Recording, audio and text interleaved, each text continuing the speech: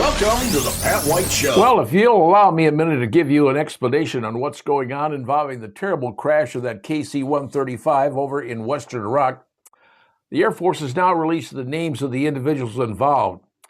They were Major John Kleiner, 33 years old, out of Alabama. Captain Ariana Savino, 31, out of Washington State. Technical Sergeant Ashley Pruitt, 34, out of Kentucky. Captain Seth Koval, out of Mooresville, Indiana. Captain Curtis Angst, 30 years old, out of Ohio. And Tech Sergeant Tyler Simmons, 28, also out of Ohio. The Air Force will be conducting the first investigation, and that is going on currently.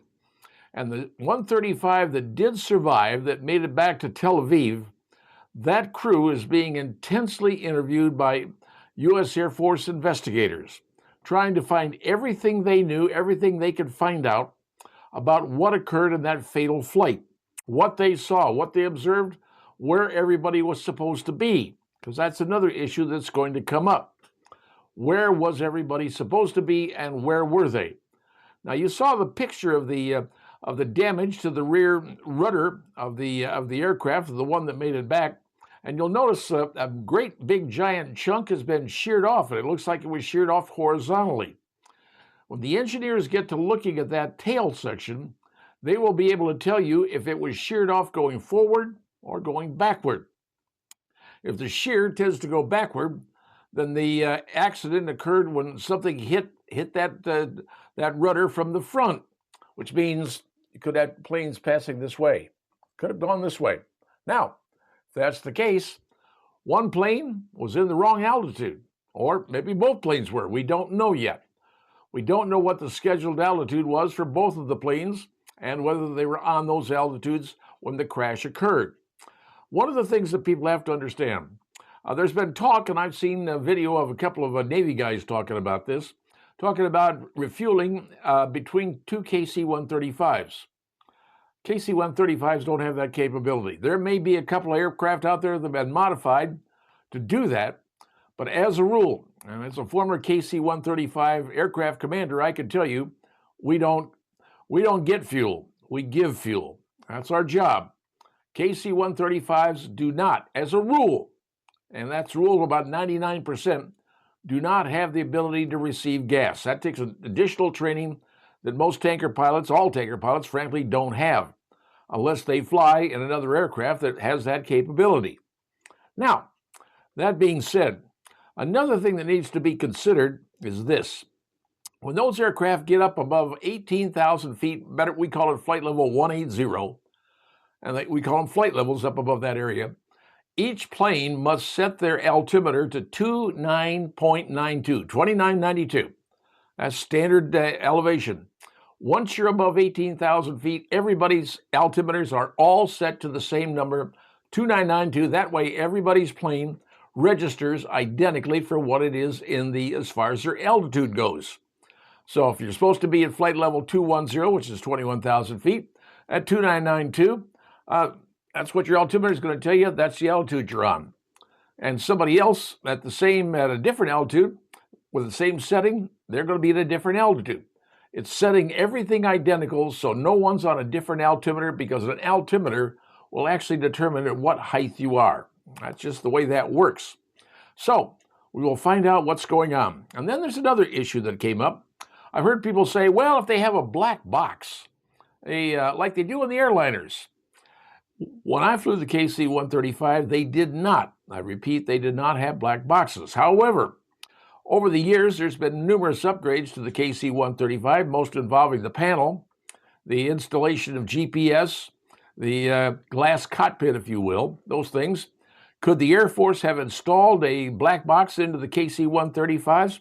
I do not know.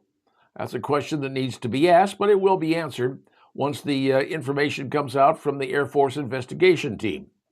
Those are some of the issues that we're working on. But the truth is, right now, it's still a mystery. And you'll probably get your first report in around 30 days. It'll be preliminary from the Air Force, but a final report, a final accident report, can take up to 2 years to have it generated. But fortunately, they have a crew they can talk to and see exactly what was going on with them and hopefully we can learn about what's going on. The fateful situation, we lost 6 aircrew members, and that's unfortunate. But in war, things happen. But now, can we learn something from the event? We hope we will, because trying to prevent accidents is the number one thing that safety is all about. And what happened? Well, right now we don't totally know, but hopefully soon we will. And the answers will come out, and America will be informed. That's what's going on, folks. And now you know.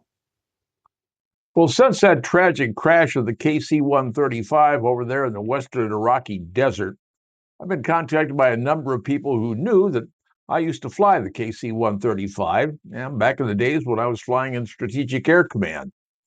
And during that time period, I actually served in Southeast Asia in that particular war. Saw some things happen and did some things involving air refueling and some things that probably they had to go through at the particular mess they were flying in Iraq. Now, keep something in mind. It's been many years since I've been flying that particular aircraft, and things have changed. Equipment has changed. They've got certain new avionics stuff that we didn't have back in those days. And I'm just going to give you my impression, my thoughts, and my potential look through at what I think could have happened. It's subject to a lot of things going on that we don't know about yet, and hopefully we'll find out in the coming weeks, months, maybe years. Who knows? But here's the way I'm going to interpret everything that I know about what the particular situation that happened. These two airplanes took off about 45 minutes apart. They flew out of Ben Gurion Airport in Tel Aviv and were flying for an air refueling track at night. Now, keep that in mind. They're flying at night when it's dark. So, really, what you're doing is you are flying to what is known as an aerial refueling track. It's a place in the sky. It's kind of like a gas station in the sky on the corner of one place and another place, longitude and latitude, if you will. And there is your particular spot where you're scheduled to be a gas station to serve the airplanes that need fuel. And keep something in mind. Hundreds and hundreds of aircraft are in this particular situation, this particular war, and they all need gas. You cannot fly missions without tankers. Tankers are the backbone to any particular war, any particular military situation. You got to have them. And tankers are pumping out millions, and I mean millions of pounds of gas. You take a look at what's going on in any particular situation we've been into, I can tell you millions of pounds of gas, because all these aircraft, they burn up fuel. And they're all flying, and they all got to have gas. And our job is to gas them up. The problem is that every aircraft is different. Big aircraft, small aircraft, we refuel them all, but they have different requirements. Now, let's say you get a aircraft coming up that's empty and doesn't have a whole lot of gas. All right, you may have a set speed. Our set speed is usually somewhere around 320, 325 indicated. And you're flying in a track that's roughly, about 75 miles long, 35 miles wide. So it's like a big racetrack. So you think about a horse racetrack, that's what it is. That's what you're going on. And when you reach the end of the track, you make a turn, you come back the other way around. The turn you make, normally around 25 degrees, but it varies on the aircraft that you're refueling. Each and every aircraft is different. Like I said, you get an aircraft that's not very full when it needs gas. As you fill it up, it gets heavier. The pilot flying that other aircraft, he's got to push up more power to stay with you, whatever your speed you're flying at. And the heavier he gets, the more power he's got to put into those throttles to keep up with your aircraft. And then there's other bigger aircraft you're flying. You're flying the Boeing, the B-1. It has different requirements of what it takes for fuel and what it takes to turn. There's certain aircraft that you cannot turn 25 degrees when you're making a turn to go around the circle to go back the other way. You've got to use this lesser bank because they can't handle the turn at the speed you're going at, and the fact they're getting heavier. And the heavier they fly, some of the aircraft, they got to put them on the edge of the afterburner just to keep up with you.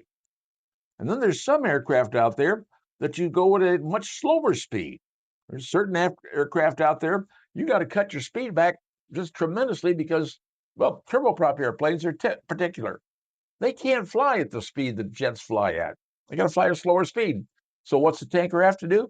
Pull the power back get slower and slower so that aircraft can catch up with you and get fuel. And keep in mind, as you're putting fuel into it, it's getting heavier. Got to have more power to keep going. There are situations where you even have to do what is called a toboggan. It means you got to start going down a little bit downhill because that aircraft can't keep up with you. You go down and add a little airspeed. I've definitely seen that happen. All these are variables that happen in a particular flight depending upon what you're refueling. And in the FRAG order, the ATO, the air traffic order, that tells you, okay, you're going to be refueling this aircraft, this aircraft, this aircraft, whatever the aircraft that are up there, they all need gas. We're the Buc-ee's in the sky. Now, you go to a Buc-ee's, you're going to see they must have, 100 fueling islands, 100 places to get gas at a Buc-ee's. Or even a Kroger, they may have 10 lanes to go to. Well, airplanes can't do it that way. We can't have side-by-side lanes. Ours are stacked up. So you may have one aircraft here and another aircraft a couple of thousand feet higher and another aircraft a couple of thousand feet higher. They're all stacked up going around, servicing different aircraft. Because that's the way you do it, flying in the air. You can't have everybody flying in one lane. Doesn't work that way because it's three-dimensional flying. It ain't two-dimensional. And that's what we're dealing with. Now, we don't know what aircraft they were refueling. We don't know yet. That's something that the investigators, they know exactly what their schedule of fuel. But when they went out, what were they doing? They were flying at night. They don't have a night vision stuff. They don't know what's going on. They could have all their transmission stuff, as far as the radio transmission stuff, turned off. Now, they were not flying in the hot zone, but it doesn't matter. People want to shoot at you. That's just the name of the game. But what were they doing? What were they flying? One airplane came back. That was the Beale aircraft that came back. And keeping something else in mind. An aircraft that says it's a Beale aircraft doesn't necessarily mean it's a Beale crew flying it. In the Air Force, a crew could fly any 135. They're all the same. Standards are all the same. You jump in one, everything's the same. You jump in another, everything's the same. One was the Beale aircraft that made it home. The plane that crashed was an Andrewsburg, but they had crews from different airfields. One was a guard unit out of Rickenbacker, Ohio. That's the one that crashed. And you had people from Alabama. You had people all over the place flying because these units are made up of reservists and guard pilots. They're all doing a job they know how to do, and they're very good at it. It's just what happened in this particular situation with those two 135s. One survived. And the investigators are going to be able to talk to those folks, the surviving group, who made it back to Ben Gurion. But here's something else in mind. If you look at the flight tracking radar, you said, well, wait a minute. They came back and were flying all over the ocean in all sorts of circles. And what are they doing? They're trying to figure out how much damage they had and what airspeed they can fly. When you lose a control surface, bad things can happen. You slow down, may react to what you're doing. So my guess is there was probably another aircraft that was flying, was able to catch up to him. Could have been a fighter, looking him over, saying, okay, I see what happened, because they didn't know. People in the aircraft that got hit, they didn't know what their damage was. Somebody else had to come up and take a look at it, take a peek, saying, okay, part of your rudder's missing at the top. So then they bring the engineers in. They're talking to the air crew saying, okay, we want you to slow down to this speed. We want you to take this angle turn, try it at this speed. All these different speeds they were trying because they got to come back and land. And when you land, you get slow. 120, 130, 140 knots. You don't know what the problem was going to happen with your rudder at that speed. So bad things could happen at a slow speed. So they had to test everything out, which is what they did. And finally, when they figured out, okay, we can land this aircraft, they did. Don't know what their flap setting was, don't know what their approach speed was. That's something we'll probably find out. But whatever it was, they got the aircraft back on the ground. And those people probably got a pretty big mental issue going on right now, knowing what they've been through. Wouldn't want to go through that. Have I seen an aircraft kind of miss my airplane flying? Yeah. Scared the hell out of me, if you want to know the truth. But sometimes this happens. Now, they have TCAS, apparently, the Terminal Collision Avoidance System radar on their aircraft now. And that should tell them something coming below them or above them, terminal avoidance. That's what you want to do, not hit another aircraft. But It appears that this could have been a beak-on-beak thing. Could have been two airplanes coming together like this. One went over the top of the other one. Why? How? We don't yet know. We got one crew that can talk about it. But even they're going to be what they saw at the last moment when it happened, because it all happened in the dark at night. And that's what we're dealing with.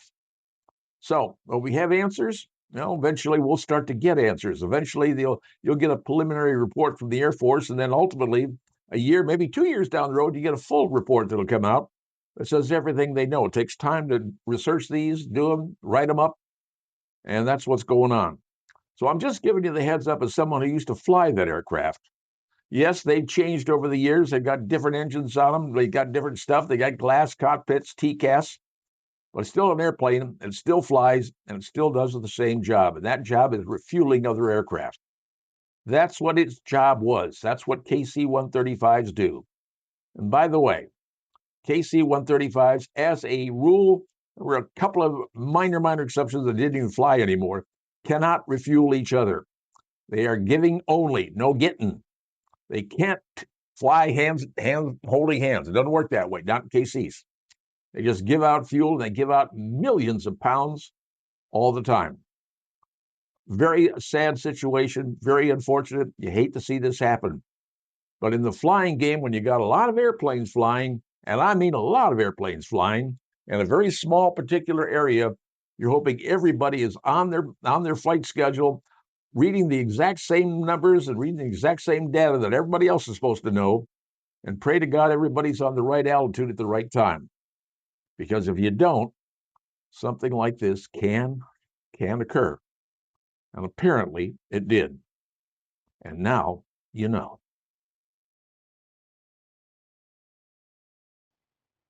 Back in July of 2025, the Congress passed a new bill that changed, food stamps.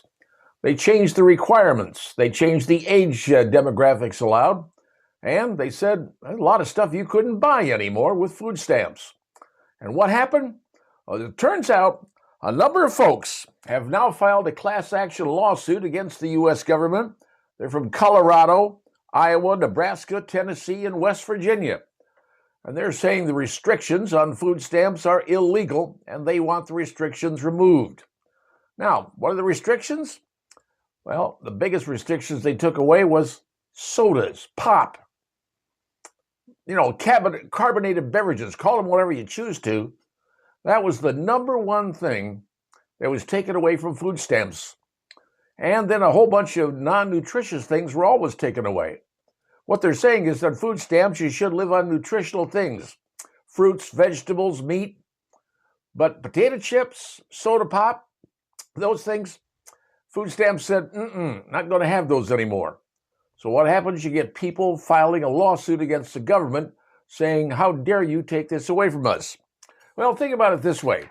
How many people are on food stamps in America? Well, believe it or not, 42 million people are on food stamps in America. Now, that's about 1 in 8 people in America are on food stamps.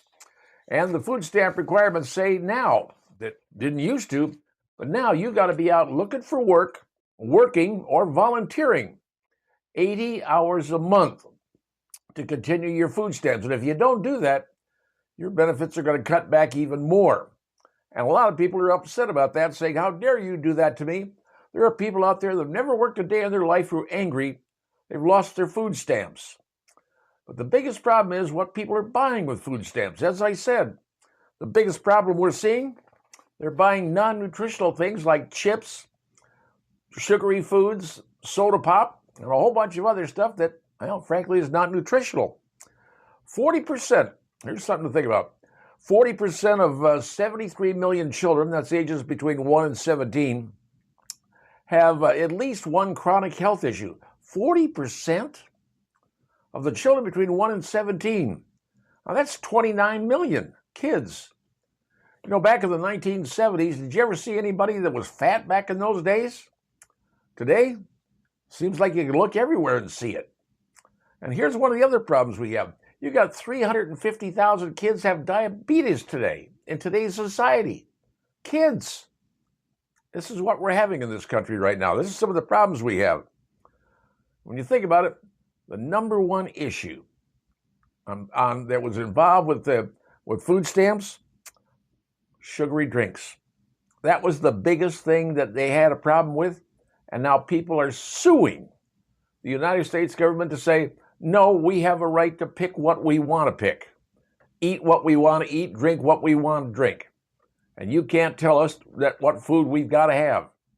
You know, individual states now can set up their own restrictions, what they allow, what they don't allow, and more states are doing it.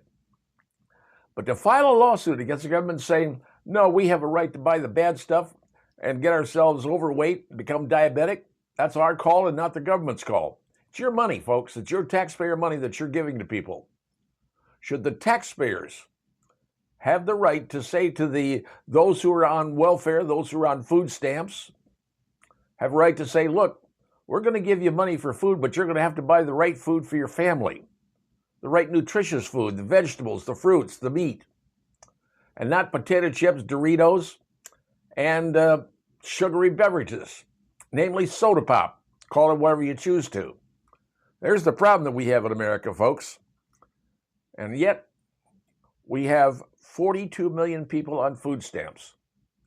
And many of them are complaining about what they can't get anymore. Maybe, just maybe, they don't understand what's going on. We've got a problem, America. We got a problem with our kids becoming obese. We've got a problem with people becoming diabetic. It turns out that 42 million people in America are on the public dime for their food stamps. And yet they want to be able to buy whatever they want. Is that right or wrong? Ask yourself that question. Where should the taxpayer stand on this? And was the Congress and the president right to say, we need to limit food stamps, and if you want them, you have to work for them? Think about that. Having to participate in job training, working, or even volunteering. 80 hours a month, those are the new rules. Because nothing comes for free. And it's about time a lot of people understand that. The free ride is over, folks, and yet there are people suing to make sure they get free stuff and you keep paying for it. And now you know. Well, let me ask you a question. Did you happen to watch the Oscar ceremony on ABC? It was the 2026 version. And if you did, well, you were one of 17.9 million people. If you didn't, you were the rest of us. Well, the Oscars have gone, well, down the toilet. The ratings for the Oscars this year were down 9% from last year. Last year did 19.7 million. This year, 17.9 million. Now, is this a trend? Well, what do you say we go back to the year 1996? All right. Now, granted, that was a long time ago, but you think about it, that may have been about 35 years ago. But how many people watched the Oscars back in 1996? Well, it turns out 45 million watched in 1996. 10 years later, that number had dropped down to 36 million. And 10 years after that, in 2016, it dropped to 34 million. So, from 1996, when it was 46 million, to 2026, it dropped down to 17.9 million. Now, let's ask ourselves, why do you think that happened? All right, I'm going to give you my thoughts. In 2026, let me ask you a question. Did you go to the movies? Did you attend a movie theater? Most people will probably say, what? I didn't attend a movie theater. Hey, you got a big screen. You got a 106-inch screen on the wall. Whatever you got in your house. You're going, no, I don't watch movies on the theater. Why should I go to the theater? So you walk on the sticky floors, pay what, 11, 12, 15 bucks for a ticket or whatever they're charging for a ticket. And then you want to get something to eat, and a box of juju beans costs you 20 bucks or whatever they're charging for those things nowadays. So suddenly it's become so expensive going to a movie that people are saying, I ain't going to a movie. Because eventually the movies come out. And right now, thanks to things like Netflix, people are saying, I'm going to stay home and watch it on Netflix. Or wait for it to come out on video. And that's what's happening. The other thing is, the movies suck. Sorry. Was there anything that you saw in this year's, or you happened to see it? Did you notice any of the names who were in there, winners? I didn't know anybody. I was thinking, who are those people? What are those movies? Now you may say, well, you're old, you don't care about movies. Yes, I do. I enjoy a good movie. Matter of fact, I hate to admit this, I went to see Mamma Mia and liked it. It was entertaining. That's why I go to movies, to be entertained. I like the Tom Clancy movies. Yes, Hunt for Red October, one of my favorites. Those are the kind of movies I'll go to see because I want to see them in the big screen. But the stuff today, Oh, and then the second thing that comes up. These actors get on the screen and think, or get on their stage and they get in their pulpit, they think they're going to tell the rest of America what to do. I got a clue for you. We don't give a darn. Shut up and sing. Shut up and act. Don't be out there pulling your political stuff, because when you do, you're going to turn off half of America. And obviously, it shows in the ratings. 1996, he had 45 million people watch. Today, 17.9. It's telling you something. Now, granted, it was number one in its spot. I understand that. But people don't go to movies anymore. It's too expensive. And then, not only that, who cares? The movies aren't entertaining. I don't know who they're trying to please. It's certainly not the people out there in America. Just my opinion. So they've gotten too political. And some would say, well, you don't want to show them in March because March got a lot of things going on. Every month's got a lot of things going on. You know? That's when they're going to do it? Fine. Ask yourself, how does this compare to the Emmys? How does this compare to the Golden Globes? Well, the Oscars are supposed to be the big thing. The trouble is, I didn't know the names of the people that got Oscars. That's the story. And I think America feels the same way. Is Hollywood going to change? I doubt it. They're going to die in their own bowl of stew, whatever their stew happens to be. Because people aren't going to movies. People don't care. And when you get on the stage and start turning your political rage into what you want to say on the stage to everybody else rather than thank you for the Oscar, I appreciate it. No. You're going to upset America. And when you do, we aren't going to watch. Just something for you to think about. My opinion and my opinion only. But now, you know. Well, recently, one of the well-known magazines in the United States is called Money Magazine. You may have heard about it, especially if you worry about your money and what you want to do with it and how you earn more of it. So Money Magazine recently ran a story saying, hey, let's take a look at the best high schools in the state of Indiana. Now, they call it the best public high schools, but frankly, some of the schools in the listing are not public high schools. They're private high schools. And what they were looking at to find out the schools in Indiana, based on their graduation rate, their number of people that go to college percentage-wise out of their school, their STEM scores, the academics, and basically test scores or benchmarks, everything else having to do with how many kids you graduate, how smart your kids are, how many kids go to college, and what kind of a school you have in the extracurricular things. So they rated the top 30 high schools in the state of Indiana. So it got to be interesting. Well, gee whiz, I wonder how our local schools did in the top 30. Turns out the number one high school in the state of Indiana, according to Money Magazine, is Carmel High School. Carmel High School is gigantic, 5,400 students. They've got a 98% graduation rate, and over 90% of their kids go on to college. That's apparently puts them as the number one school in the state of Indiana. Number two is Zionsville Community High School, and they've got a 2,100 kids. They're number two in the state of Indiana. Number three is West Lafayette Junior and Senior High School in Lafayette, and they have a great graduation rate. Student ratio is 17-1 at their high school, and their SAT scores, the average is 1310. So that's why apparently they're number three. Number four is called Signature School. I'd never heard of it. It's down in Evansville, Indiana. I guess you'd call it a private school available to the public, but their graduation rate is 99% at Signature School down in Evansville, Indiana. And then we move on to Heron High School is number 5. Going down the list, Fishers High School. Fishers, big high school, 3,700 students, and the graduation rate exceeds 95%. And many of these kids go on to college. Then number 7 on the list, and staying down in the central part of the state, Hamilton Southeastern. Yep, Hamilton Southeastern, 3,400 students, and the graduation rate is 95%. And they have some of the highest SAT scores in the state of Indiana. Puts them at number 8 or number 7. Number 8, by the way, is Guerin Catholic High School. It's a private school, but they apparently are doing quite well. 800 students in the school, and 99% of their kids graduate, and they go on to college. Number 9 is Munster High School. Number 10, Park Tudor High School, private school down in the Indianapolis area. Pretty large campus, and they've got 95% graduation. Their student-teacher ratio, you ready for this? 7-to-1. Seven students, 1 teacher. That's at that particular school. Crown Point High School came in at number 12. And now, what do you say we talk about the school number 13?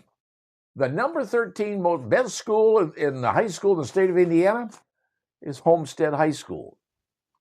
Homestead High School, southwestern Allen County, is number 13. They've got numerous advanced placement courses. They say it's got a lot of STEM activities, and the kids learn a lot. And their graduation rate at Homestead High School, according to Money Magazine, is 85%. Other schools are 90, 95, 99%. Homestead is at 85% graduation. Now moving on to the other schools down the top 30. Valparaiso High School, number 14. Jasper High School, number 15.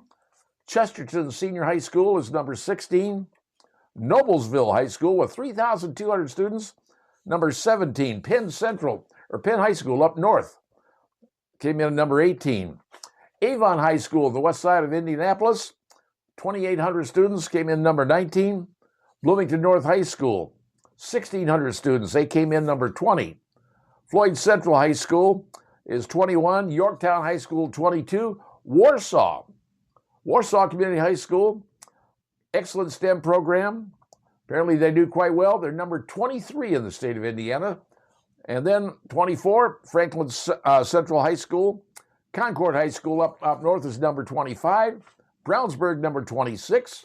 Center Grove High School, 27. Columbus North is 28th. 29 is Goshen High School. And number 30 is Plainfield. But the biggest thing they're talking about here is the graduation rate, which is one thing, but how many kids go to college? And that's where I think it can be a bit deceiving. You know, for over many, many years, the parents and teachers have been saying, you must go to college, you must go to college. In today's world, folks, that ain't necessarily legit. There are people out there with college degrees who are now working as bartenders because their degree is worthless.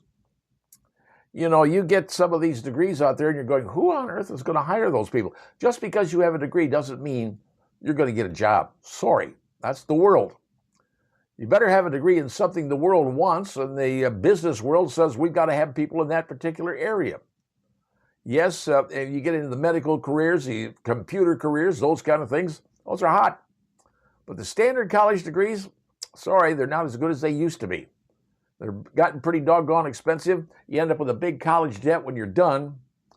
And the problem is, it takes you forever to pay it off. So, well, you know what some other kids are doing nowadays? They're going to technical schools. They're learning a craft, learning a trade.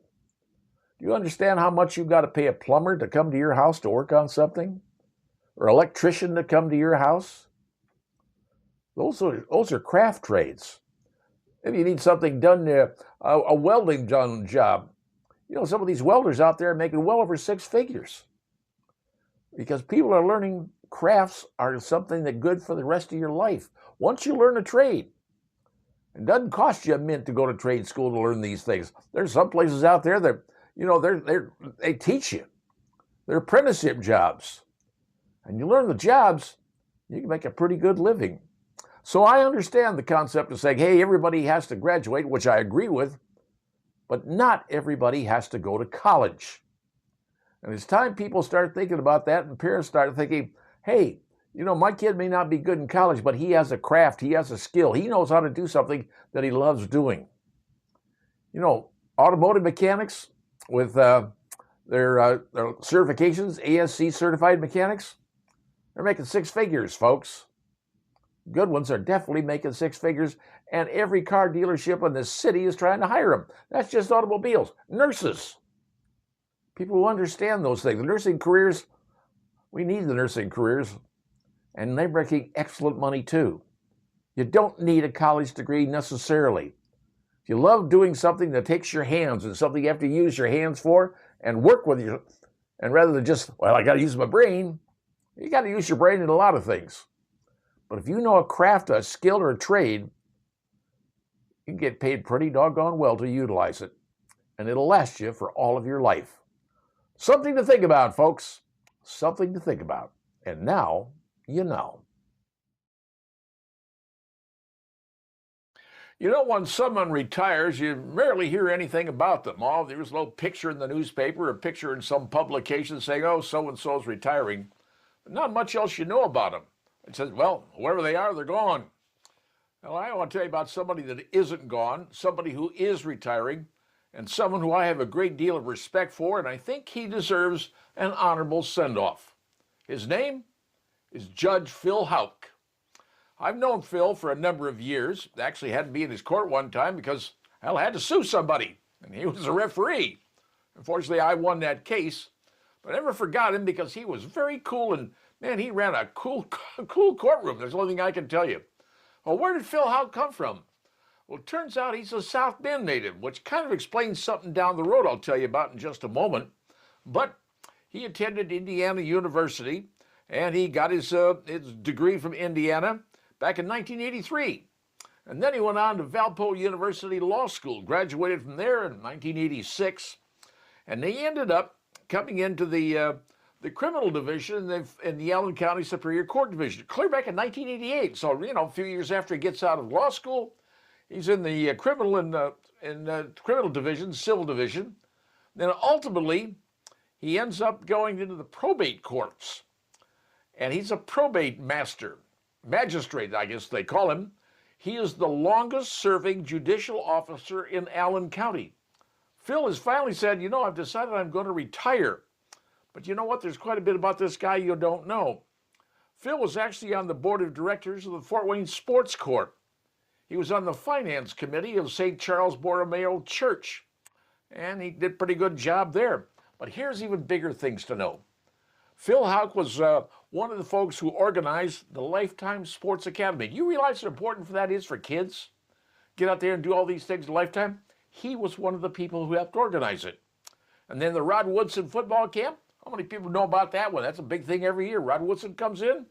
He helped organize that. Not just that one. He helped organize the Eric Wood baseball camp. Now, he's done all of those things in his time as a magistrate on the Allen County court system. He's done all of those things. Probably a whole lot more than I realize. But he has been somebody who's done a whole lot in this community. You see him out everywhere. And I've talked to a number of members of the Bar Association who spoke very, very highly of him. Said he's a good man. But think about it. The longest serving judicial officer in Allen County. One guy, Phil Houk. Phil's been married to his wife Linda for a number of years. They have 3 kids. And Phil just became a grandfather.